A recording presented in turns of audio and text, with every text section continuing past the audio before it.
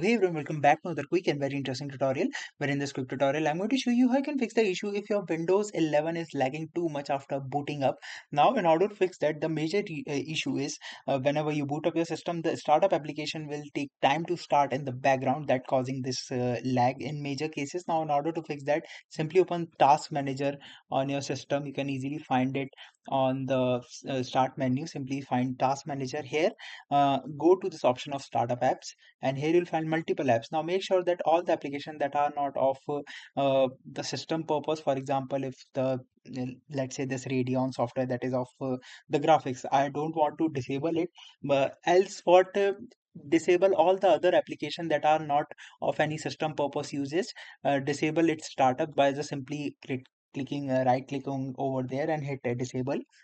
What it does is simply disable all the startup apps, so your PC will start fresh and with high power.